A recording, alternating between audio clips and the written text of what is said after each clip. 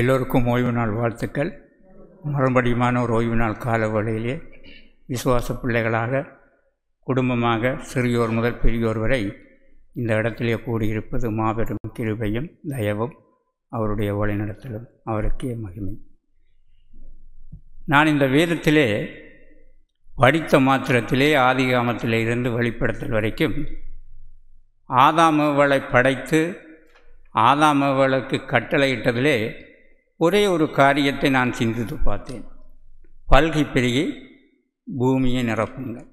அந்த ஒரு காரியம்தான் இந்த உலகளாவிய ரீதியிலே நிறைவேறப்பட்டிருக்கிறது என்று நான் நினைக்கிறேன். ஏனென்று சொல்லி சொன்னால், பூமி தாங்காத அளவுக்கு மக்கள் தொகை அதிகரித்திருக்கிறது. கடவுள் கொடுத்த கட்டளைகளும் கீழ்ப்படிவதற்கான மற்ற நிகழ்வுகளெல்லாம் அற்றுப்போன நிலைமையிலே இந்த ஒரு காரியம் மாத்திரம் இந்த பூமி தாங்கக்கொள்ளாத அளவுக்கு, நாங்கள் பேசுகிற அளவுக்கு மனிதர்கள் பல்கி பெருகி இருக்கிறதை காணக்கூடியதாக இருக்கிறது. சீனா தேசத்திலே ஒரு சட்டம் போட்டாங்க, ஒரு பிள்ளைக்கு மேலே பெறக்கூடாது என்று சொல்லி. அந்த காலத்தில் இருந்தது, இப்போ அது நடைமுறையில் இருக்குதா என்று தெரியவில்லை. ஏனென்றால் இறப்புக்கள் அதிகமாக இருக்கிறது ஒவ்வொரு நாட்டிலையும். யுத்தங்கள், இயற்கை அழிவுகள், மனித பேர் அவலங்கள், விபத்துக்கள் ஆகியவை நடைபெறிக் கொண்டிருக்கின்றன. ஆகையினாலே இந்த ஒரு காரியத்தினாலே நான் என்னுடைய வாழ்க்கையிலே சிந்தித்து இன்றைக்கு உங்களுடைய நேரத்திலே பேசலாம் என்று நினைத்த பொழுது, இந்த விருந்தோம்பல் என்ற ஒரு காரியம் என் மனதில் பட்டது. இந்த விருந்தோம்பல் என்பது மனித வாழ்க்கையிலே மல்கி பெருகின இடத்திலே நாங்கள் ஒருவருக்கொருவர் தேவ அன்பென்று சொல்லுகிறோம், தேவனுக்குரிய காரியங்கள் என்று சொல்லுகிறோம், தேவ நியதியிலே நடக்க வேண்டுமென்று பல காரியங்களை திருச்சபைகளையும் குடும்பங்களையும் சமூக ரீதிகளையும் தொழிலகங்களையும் பேசிக்கொண்டு வருகிறோம். இந்த விருந்தோம்பல் என்ற இந்த தமிழ் பதம் அநேகர் பேருக்கு புரியாமல் இருக்கலாம்.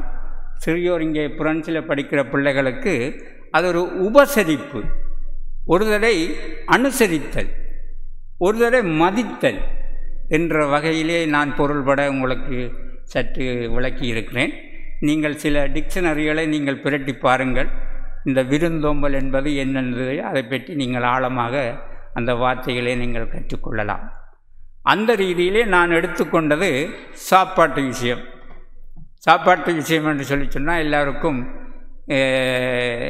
விருப்பம் தகுந்தது, விருப்பமும் ஆசையும், ஒருவர் கையிலே சாப்பிடக்கூடிய அளவுக்கு ருசிகள் பரிமாறிக்கொண்டு அவர்களுக்கு நன்றி செலுத்துகிற முகமாகவும் இந்த விருந்தோம்பல் நடைபெற்று கொண்டிருக்கின்றன. ஆகவே ஒரு வீட்டுக்கு இல்லைன்னா ஒரு ஸ்தாபனத்துக்கு போகிற பொழுது அங்கே விருந்தோம்பல் இல்லை என்று சொல்லி சொன்னால் அவ்விடத்துக்கு திரும்ப போவதற்கு விருப்பம் இருக்காது. அதுபோல தான் தேவ ஆலயமும் விருந்தோம்பல் முக்கியத்துவத்தை பற்றி நாங்கள் தியானிக்க வேண்டியவர்களாக இருக்கிறோம். ஒரு இடத்திலே பழைய நண்பர்களை நாங்கள் சந்திக்கிற பொழுதும் உறவுகளை பலப்படுத்துவதற்கும் இந்த விருந்தோம்பல்கள் மிகவும் அவசியமாக இருக்கிறது. நான் என்னுடைய வேதத்திலே பகுதியில் நான் படித்த பொழுது இந்த எலியாவின் தீர்க்கதரிசியினுடைய வாழ்க்கையிலே நடந்த காரியத்தை, பஞ்ச காலத்திலே நடந்த காலத்திலே என்னுடைய நினைவிலே நான் அதை உங்களோடு நான் பகிர்ந்து கொள்ள நான் நினைக்கின்றேன். அந்த விதவை வீட்டிலே போன மாத்திரத்திலே அந்த விதவி சொன்ன வார்த்தை, என்னிடத்திலே இருப்பது கொஞ்சம், நானும் எனது மகனும் சாப்பிட்டு அடுத்த நாளைக்கு நாங்கள் சாப்பிடாத அளவுக்கு செத்து போகிற அளவுக்கு இருக்குது.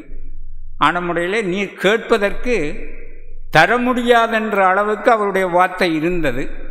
ஆனாலும் எலியாவின் சொற்படி செய்த பொழுது அந்த சமூகத்திலே, அந்த இடத்திலே பஞ்சம் முடியும் மட்டும் அந்த விதவை வீட்டிலே ஆகாரம் இருந்ததாக வேதம் விளம்புகின்றது.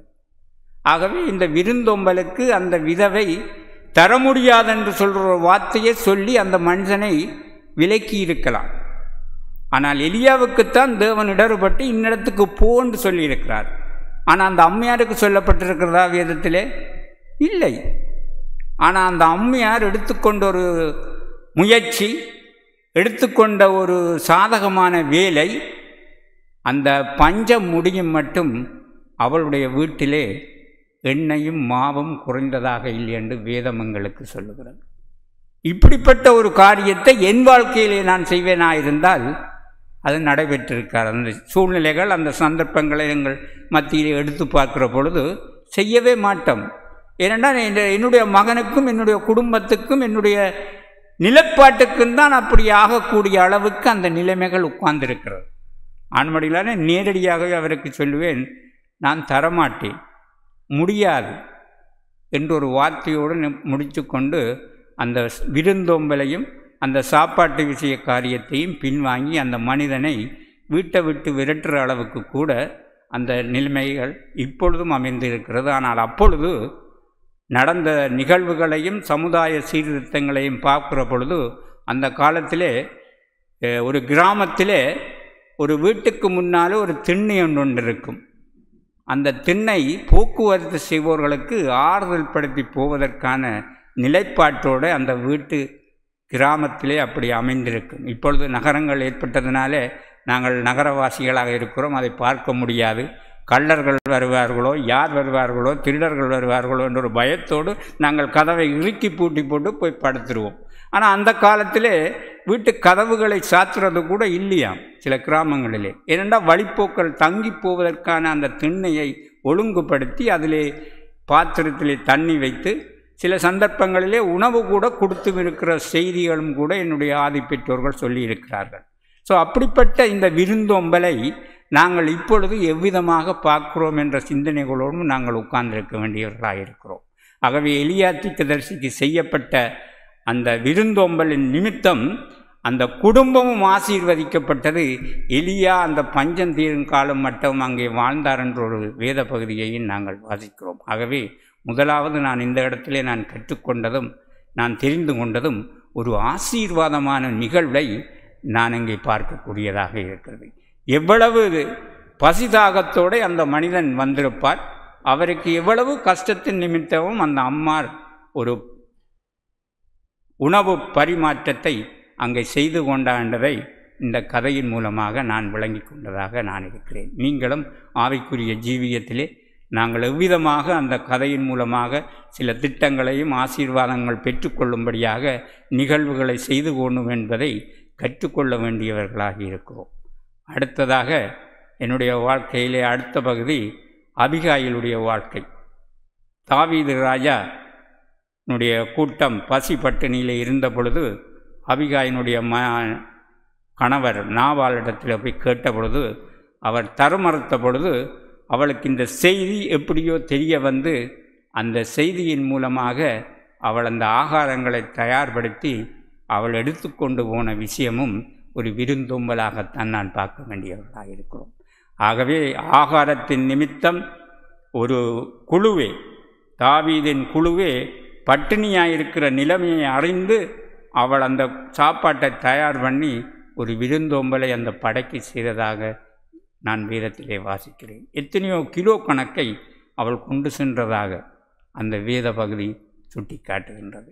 அவ்வளவு தூரத்துக்கு தேவன் அவளை ஆசீர்வதித்து அதை செய்கிற பக்குவத்தையும் உற்சாகத்தையும் மன ரீதியாக கொடுக்கப்பட்ட ஒரு நிகழ்வை நான் அங்கே பார்க்கிறோம். அப்படிப்பட்ட நிகழ்வு செய்தியை கேள்விப்பட்ட கணவரே ஒரு சடமாக இருந்ததாக வேதம் சொல்லுகிறது. அவர் அதுக்கப்புறம் மரித்து போனதாக சொல்லப்பட்டிருக்கிறது. ஆகவே அந்த கதை பகுதியிலே நான் பாதித்தது ஒரு செயல், ஒரு விருந்தோம்பல், ஒரு தவறாக நடக்கக்கூடிய மனிதனுடைய மனப்பக்குவத்தையும் திகைக்கிற அளவுக்கு இந்த விருந்தோம்பல் இருந்ததாக நான் பார்க்கக்கூடியதாக இருக்கிறது. அப்படியாகவே இந்த விருந்தோம்பலின் ஒரு திகைப்புத்தன்மை, ஒரு மனமகிழ்ச்சி அங்கே தாவீது ராஜா அடைந்தாலும் கோபங்கள் தாபங்களை நீக்கிற ஒரு பகுதியை அந்த தாவீது ராஜா கற்றுக்கொண்டு அந்த நாபாலின் ஒரு மன ரம்மியத்தும் வாழாமை அளவுக்கு மன விரக்தியோடு சாகக்கூடிய அளவுக்கு இது எப்படி நடந்ததுன்ற ஒரு திகைப்பான தன்மையோடு அந்த புத்தி பேதலித்திருக்கிற தன்மையை அந்த மகள் செய்து முடித்ததாக வேதம் சொல்லப்பட்டிருக்கிறது. முதலாவது லோத்தினுடைய காலத்திலே சோதோம் குமரா அழிவு பட்டணத்திலே இருந்து காப்பதற்கு 2 தூதர்கள் வந்த பொழுது அந்த தூதர்களுக்கும் யாரென்று தெரியாத அளவுக்கு லோத்து விருந்து செய்ததாக வேதம் சொல்லுகிறது.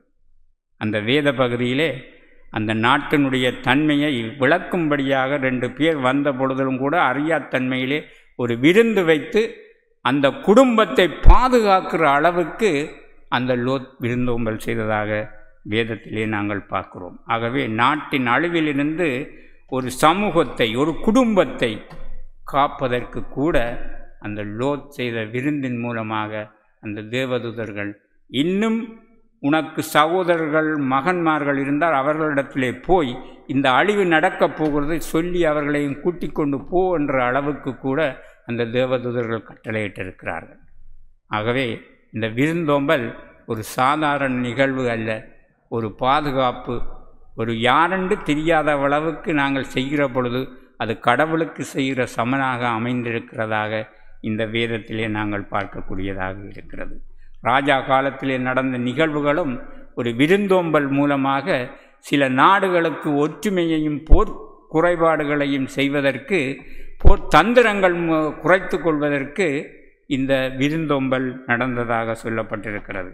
எஸ்தருடைய காலத்திலேயும் எஸ்தர் யூத மக்களை காப்பதற்கு ராஜாவுக்கு கூட அந்த ஒரு விருந்தோம்பலை செய்து தன்னுடைய யூத மக்களின் நிலைமையை எடுத்து கூறியதாக எஸ்தர் புத்தகத்திலே நாங்கள் வாசிக்கிறோம்.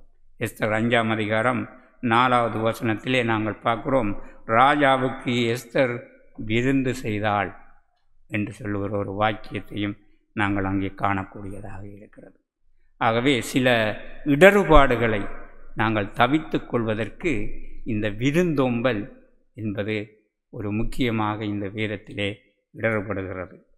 யோபனுடைய காலத்திலேயும் கூட யோபனுடைய பிள்ளைகள், யோபு 1ஆம் அதிகாரத்திலே நீங்கள் வாசித்தால் யோபனுடைய குமாரர்கள் குமாரத்திகள் தங்களுக்கு வரையறுத்து கொண்டார்கள், எப்படி எந்த நேரத்திலே நாங்கள் இந்த விருந்தோம்பல்களை நாங்கள் செய்ய வேண்டும் என்று சொல்லி. அந்த காலத்திலே அப்படி செய்து தங்களுடைய குடும்ப ஐக்கியங்களை, சகோதர அந்நியத்தை பாதுகாத்து கொண்டு வந்ததாக வேதம் சொல்லுகிறது. யோபு கூட இந்த விருந்தோம்பலில் அவர்கள் பிழை விட்டாலும் அதை மன்னிப்பதற்கான பழி செலுத்தல் முறையை யோபு தனிப்பட்ட ரீதியிலே செய்ததாக வேதம் சொல்லப்பட்டிருக்கிறது.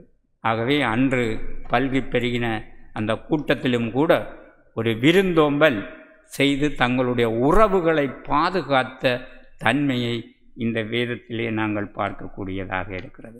ஆகவே குடும்ப ஐக்கியங்களை நாங்கள் பெருக்கிக் கொள்வதற்கும் சகோதர அந்நியத்தோடு நாங்கள் வளர வேண்டும் என்று சொல்லி சொன்னால் இந்த விருந்தோம்பலை நாங்கள் ஏனோதானோ ஒன்று செய்யாமல் அதை ஜாக்கிரதையோடும் பயபக்தியோடையும் அன்பு கலந்த ஒரு நிகழ்வாக எங்கள் சமூகத்திலே நாங்கள் எதிர்நோக்க வேண்டியவர்களாக இருக்கிறோம். ஆகவே இப்படிப்பட்ட அந்த தன்மைகளோடு நாங்கள் செய்கிற பொழுது இப்படிப்பட்ட ஆசீர்வாதங்களும் இப்படிப்பட்ட இன்றைக்கு ஓய்வு நாள் பாடசாலையிலே தேவனுடைய மகிமையை நாங்கள் காண்கிறோம் என்று சொல்லி சொன்னால் இந்த மகிமையை வெளிப்படுத்துறதுக்கு ஒரு கிரியாக, ஒரு செயலாக எங்கள் மத்தியிலே நாங்கள் செய்யக்கூடிய ஒரு தொண்டு இந்த விருந்தோம்பலாக இருக்கக்கூடியதாக நான் கருதுகிறேன். இப்படிப்பட்ட ஆவிக்குரிய ஜீவியத்திலேயும் தேவன் எங்களுடைய வாழ்க்கையிலே ஒவ்வொரு காரியத்தையும் நிறைவேற்றுவதற்கு பணபலம், பொருளாதார பலம், இன்னும் தேவையான காரியங்களை மக்களோடு நாங்கள் பகிர்ந்து கொள்வதற்கு அவர் தேவையான காரியங்களை நாங்கள் செய்வதற்கு அவர் வசதி செய்து கொடுக்கக்கூடிய வல்லவராக இருக்கிறார் என்ற விசுவாசத்தோடு இந்த விருந்தோம்பல்களை நாங்கள் செய்து கொண்டிருக்க வேண்டியவர்களாக இருக்கிறோம். ஆகவே இந்த பிரான்ஸ் தேசத்தில் இருக்கிற இந்த திருச்சபையில் வர போதகர்கள் நாங்கள் கொடுக்கிற சாப்பாட்டே பெரிய விருந்தாக நினைத்து எங்களை வாழ்த்தி கொண்டிருக்கிறார்கள். அதற்கு நாங்கள் செய்கிற ஒரு அந்த விருந்தோம்பலின் புன்முறுவல்களோடு நாங்கள் அவரை வரவேற்பது. இன்றைக்கு எத்தனையோ போதகர்மார் இங்கே வந்து போயிருக்கிறார்கள். அவர்கள் எங்களுடைய சமூகத்தின் விருந்தோம்பல்களை பற்றி அவர்களுடைய வாழ்க்கையிலே உணர்ந்து கொண்டிருக்கிறார்கள். இதை நாங்கள் எங்களுடைய செய்கையினாலே நாங்கள் காண்பிப்பதனாலே தேவ அன்பின் வெள்ளம் எங்களுடைய பெருகி கொண்டிருப்பதாக அவர்கள் கருதி எங்களை வாழ்த்தி கொண்டிருக்கிறார்கள். ஆகவே இந்த விருந்தோம்பல் நாங்கள் சாதாரணமாக செய்யவில்லை. ஒவ்வொருவருடைய உணர்வுகளும் எங்கள் இந்த திருச்சபையிலே உணர்ந்ததாக நான் கருதி கொண்டிருக்கிறேன். அப்படியாகத்தான் இயேசு கிறிஸ்துவும் தன்னுடைய வாழ்நாள்களிலே இந்த பூலோகத்தில் இருக்கிற பொழுது ஒரு உவமையை ஒரு கல்யாண விருந்துக்கு அழைக்கப்பட்டவர்களாக அவர் சொல்லுகிறார். மத்தேயு 22ஆம் அதிகாரம் சுவிசேஷங்களில் நீங்கள் பார்த்தீங்கள் என்று சொன்னால் அதில் இந்த உவமைகளை குறிப்பிடப்பட்டிருக்கிறது. மத்தேயு 22ஆம் அதிகாரம் 1வது வசனத்திலே அவர் உவமையாக இந்த கல்யாண விருந்துக்கு அழைக்கப்பட்டவர்களாக ஒவ்வொரு வார்த்தைகளை அங்கே மக்களுக்கு சொல்லுகிறார். ஆகவே இந்த கல்யாண விருந்துக்கு அழைக்கப்பட்டவர்களாக இந்த விருந்தினர்கள் வராத பட்சத்திலே மற்றவர்களையும் அழைத்ததாக வேதம் சொல்லுகிறது. ஆகவே நாங்கள் அழைக்கப்பட்ட விருந்தினர்களாக, இந்த விசுவாச பிள்ளைகளாக இந்த பூலோகத்திலே நாங்கள் ஒவ்வொருவரும் இருக்கிறோம். அந்த அழைக்கப்பட்ட கல்யாண விருந்துக்கு நாங்கள் ஆயத்தப்படுகிற பிள்ளைகளாக நாங்கள் இருக்க வேண்டியவர்களாக இருக்கிறோம். அந்த உவமையிலே சாக்கு போக்கு சொல்லுகிற பிள்ளைகளாக அல்லாமல் நாங்கள் ஆயத்தப்பட்டு அந்த விருந்துக்கு முன்னோக்கி போகிற பிள்ளைகளாக திகழ வேண்டுமென்றது இந்த விருந்தோம்பலிலே நான் கற்றுக்கொள்ளுகிற ஒரு பகுதியாக நான் கருதி கொண்டிருக்கிறேன். ஆகவே ஆசீர்வாதங்கள், இன்னும் விட்டு கொடுத்தல்கள், இன்னும் குடும்ப உறவுகளை பலப்படுத்துதல், நண்பர்களை பழக்கமான முறையிலே நண்பர்களை அறிமுகமாகி எனது ஊழிய பாதையிலே நாங்கள் ஊழியத்தை செய்வதற்கான வழிவாய்க்காலை திறப்பதற்கான ஒரு பகுதியாக இந்த விருந்தோம்பல் இருக்கிறதாக நான் கருதி கொள்கிறேன்.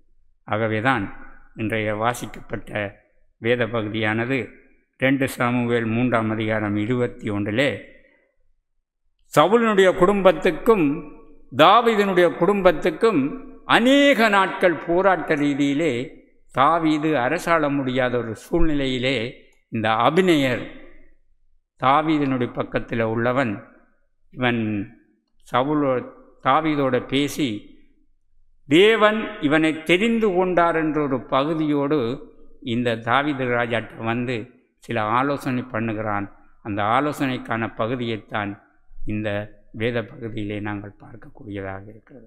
ஆகவே தாவீது ராஜா நல்ல ஒரு அரசாட்சி ஆள வேண்டும் என்றொரு அந்த பகுதியிலே அப்னேயருக்கு தாவீது செய்த விருந்து நிமித்தம் அவன் மன சமாதானத்தோடு போனான் என்று நாங்கள் பார்க்கிறோம்.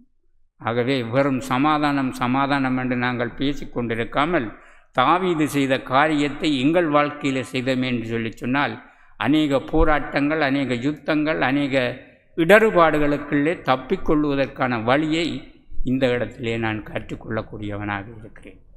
ஆகவே விசுவாச பிள்ளைகளாக இருக்கிற நாம் இந்த விருந்தோம்பலின் இந்த பகுதியை நாங்கள் வாசித்து எங்களுடைய தியானங்களும் எங்களுடைய நிலைப்பாடுகளுமே தேவனிடத்திலே கொண்டு போவதற்கான சமாதானத்தை நாங்கள் இந்த பூலோகத்திலே பெற்றுக்கொள்வதற்கு இந்த விருந்தோம்பல் ஒரு பகுதியாக அமைகிறது. கடந்த ஓய்வு நாள் ஆராதனையிலே கூட எங்களுடைய மூப்பர் இந்த சமாதானத்தை பற்றி எபனேசர் பேசினார். சமாதானத்தின் பிறவு என்று பேசுகிறோம். சமாதானத்தின் வார்த்தைகளை அவர் அநேக வார்த்தைகளை இந்த வேத வாக்கியத்திலே அவர் உணர்த்தி காட்டினார். அந்த சமாதான பிறவுவை நாங்கள் நாள்தோறும் எங்களுடைய வாழ்க்கையிலே அபியாசிக்க வேண்டும் என்று சொன்னால் இந்த விருந்தோம்பல் என்ற பகுதி என்னுடைய வீடு தொடங்கி நான் வேலை செய்கிற வரைக்கும் என்னுடைய திருச்சபைகளையும் நான் காணக்கூடிய அளவுக்கு இருக்கும் என்று சொன்னால் அநேக இடங்களில் இந்த சமாதானங்களை நாங்கள் காத்து கொள்ள முடியும்.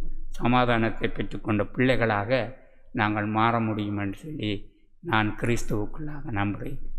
நீங்களும் அந்த ரீதியிலே இந்த விருந்தோம்பல்களை உங்களுடைய வாழ்க்கையிலே பின்பற்றினால் கர்த்தர் உங்கள் ஒவ்வொருவருடைய ஆசீர்வாதங்களையும் மேன்மையான காரியத்தை இந்த பூலோகத்திலே செய்வதற்கான ஊழியக்காரிகளாக எங்கள் பகுதியிலே நாங்கள் வாழக்கூடிய அளவுக்கு அவர் நிலைநிறுத்துவார். சாப்பாடு என்ற பகுதி மிகவும் மிகவும் அருமையான ஒரு காரியம். இன்றைக்கு தமிழ்நாட்டிலே 3 பேரை நான் பேசக்கூடிய அளவுக்கு என் செய்திகளும் அமைந்திருக்கின்றன. அந்த காரியங்களிலே முதலமைச்சர் ஆவதற்கு 3 பேற்ற பேரையும் இப்போ நாள்தோறும் சொல்லி கொண்டிருக்கிறார்கள். ஒன்று காமராஜர், மற்றொன்று எம்ஜிஆர், மற்றொன்று இப்பொழுது பேசிக்கொண்டிருப்பவர் விஜயகாந்த். அவருடைய வாழ்க்கையிலேயே சாப்பாடு மக்களுக்கு கொடுத்து அந்த ஒரு விருந்தோம்பல், சாப்பாட்டை ஒரு விருந்தோம்பலாக அந்த காரியத்தை அந்த நாட்டிலே செய்து முடித்து ஒரு மக்களுடைய வயிறார சாப்பிட்ட ஒரு காரியத்தை இன்றும் பேசக்கூடிய அளவுக்கு இந்த விருந்தோம்பல்கள் அமைந்து கொண்டிருக்கிறது. ஆகவே சாப்பாடு என்பது லேசான ஒரு காரியம் இல்லை, மிகவும் மிகவும் ஒரு அருமையான ஒரு காரியம். அதை எங்களுடைய வாழ்க்கையிலே அப்பியாசிக்க தேவன் எங்களோடு இடறுபட வேண்டும். நீங்கள் அநேக விதத்திலே இந்த பூசணிக்காயை சோத்துக்குள்ள மறைத்த கதையை கேள்விப்பட்டிருப்பீர்கள். ஒரு பொய்யை மறைப்பதற்கு சில பேர் சொல்லுவாங்க, பூசணிக்காயை சோத்தில் புதைச்சிட்டானப்பான்னு சொல்லுவாங்க. நான் இந்த கதையை படித்த மாத்திரத்தில் உங்கள் மத்தியிலே நான் அதை பகிர்ந்து கொள்ளலாம் என்றிருக்கிறேன். சில பேருக்கு தெரிஞ்சிருக்கலாம், சில பேருக்கு தெரியாமல் இருந்திருக்கலாம். நான் இதை வாசித்த கதையை நான் உங்களோடு பகிர்ந்து கொள்கிறேன். ஒரு கிராமத்திலே ஒரு பணக்கார வீடும் ஒரு ஏழை வீடும் பக்கத்தில் இருந்தது. இந்த ஏழை வீட்டுக்காரர் தன்னுடைய பண்ணையிலே தன்னுடைய சிறிய இடத்திலே ஒரு பயிர் வகைகளை செய்வதுண்டு. அப்படி செய்த பாத்திரத்திலே இவர் பூசணிக்காய் விதையை போட்டு அந்த பூசணிக்காய் விதையை நல்லா வளர்ந்து அறுவடைக்குரிய காரியமாக வைத்து கொண்டிருந்தார். இந்த பணக்காரர் எப்படியும் பக்கத்து வீடு எட்டி பார்ப்பதுண்டு தானே. யாராக இருந்தாலும் பக்கத்து வீட்டுக்காரன் இப்படி இருக்கிறான், பக்கத்து வீட்டுக்காரன் இப்படி இருக்கிறான்னு சொல்லி எங்களுடைய வாழ்க்கையில் நாள்தோறும் கேட்டதுண்டு, நாங்களும் செய்ததுண்டு. அப்படியாக இந்த பணக்காரன் இப்படி எட்டி பார்த்த மத்தியில் இது பூசணிக்காய் நல்லா அழகாக இருக்குது, இதை பறித்து எப்படியாவது சாப்பிடுவோம். ஆனால் இவர்கிட்ட காசு இருக்குது, பணம் இருக்குது, அதை கொடுத்து வாங்குறதுக்கான வசதியும் இருக்குது. ஆனால் அவருக்கு கொடுக்குவதற்கான விருப்பம் கிடையாது. ஒரு நாள் இந்த பூசணிக்காயை பறித்து சமைச்சு இவருடைய குடும்பத்திலே சாப்பிட்டுட்டாங்க. ஆனால் சாப்பிட்டா இந்த ஏழை விவசாயி ஏழை குடும்பத்துக்கு எப்படியோ தெரிஞ்சு போச்சு, பக்கத்து வீட்டுக்காரன் தான் திருடிட்டான்னு சொல்லி. ஆனால் இதை போய் கேட்க முடியாது, ஏனென்னா ஆதாரம் இல்லை. கம்ப்ளைண்ட்டும் பண்ணுறதில்ல, அந்த காலத்தில் கம்ப்ளைண்ட் பண்ணுறதில்ல. என்ன பக்கத்து வீட்டுக்காரனை பாய்க்கக்கூடாதுன்னு சொல்லி அந்த அப்போ போலீஸ் எல்லாம் குறைவு, கம்ப்ளைண்ட் பண்ணுறதில்ல. இவங்க என்ன செய்துட்டாங்க, மக்கள் மத்தியில் இந்த கிராமத்தில் பரப்பிட்டாங்க, பூசணிக்காய் திருடின வீடப்பா இதுன்னுட்டாங்க. அப்போ அண்டையிலிருந்து இவருக்கு அந்த வீட்டுக்காரருக்கு பட்டமே பூசணிக்காய் திருடிட்டார். எங்கே போனாலும் இந்த கிராமத்தில் சொல்லுவாங்க, இந்த பூசணிக்காய் வீட்டுக்காரருக்கு பக்கத்தில் போங்க, கடை ஒன்று இருக்குது. இந்த பூசணிக்காய் வீட்டுக்காரருக்கு அந்த தெருவுக்கு போங்க, ஆலயம் இருக்குது. இதற்கெடுத்தாலும் ஒரு அடையாளமாக இந்த பூசணிக்காய்க்காரருடைய வீடு இப்படி திருடின வீடு சொல்லி அந்த கிராமத்திலே அநேகர் பேருக்கு இது வழக்கமாக போச்சு.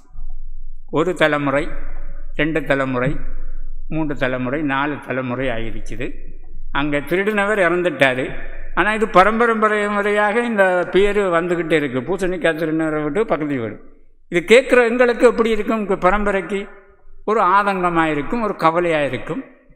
வெளிநாடுகளில் போய் படித்து வந்த பிள்ளைகளுக்கு இந்த பேரை கேட்பதற்கு ஒரு கூச்சமாக இருக்கிறது.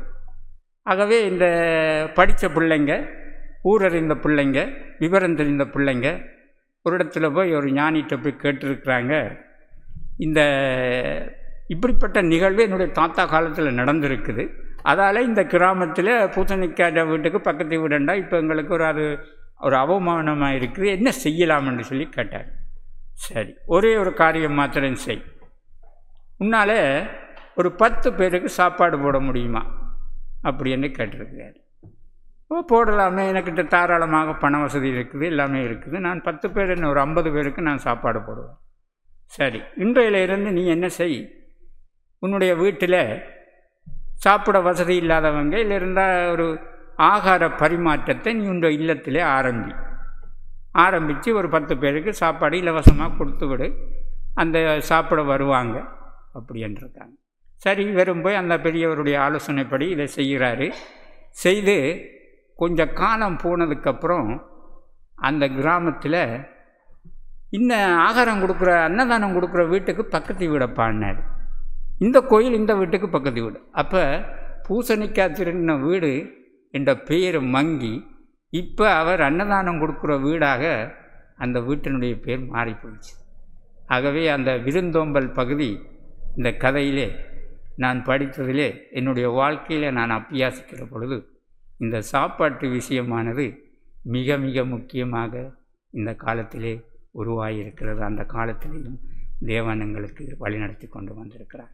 இஸ்ரவேல் மக்களை கூட அடிமைத்தன வீட்டில் இருந்து விடுபடுறதுக்கு கூட முதல் இரவிலே அவர் ஒரு விருந்தை உங்கள் மத்தியிலே செய்யுங்க என்றிருக்கிறார். அதுதான் இந்த ராப்போசன பஸ்கா பண்டிகை என்று நாங்கள் சொல்லுகிறோம். ஆகவே தேவன் எங்களுக்காக பரலோகத்திலேயும் ஒரு பஸ்காவை ஆயத்தம் பண்ணி கொண்டிருக்கிறார். அந்த பஸ்காவுக்கு நாங்கள் இங்கே ஆயத்தப்பட வேண்டியவர்களாக இருக்கிறோம். இந்த விருந்தோம்பலை எங்கள் வாழ்க்கையிலே நாங்கள் அப்பியாசிக்கவும் அதனுடைய மனப்பக்குவத்தை புரிந்து கொண்ட பிள்ளைகளாகவும் இந்த பூலோகத்திலே வாழ இந்த விருந்தோம்பல் பகுதி உங்கள் மத்தியிலே நான் வைக்கிறேன். இதை பற்றி தியானியுங்கள். இன்னும் உங்களுக்கு அதிக வெளிச்சங்கள் கிடைக்கும். பின்பற்றுவோம். கடவுள் எங்கள் ஜெபத்திலேயும் எங்கள் தியானங்களிலேயும் இடர்பட்டு எங்களை இதிலே ஊக்குவிக்க, இதிலே வளர தேவன் வழி நடத்துவாராக. ஆமாம்.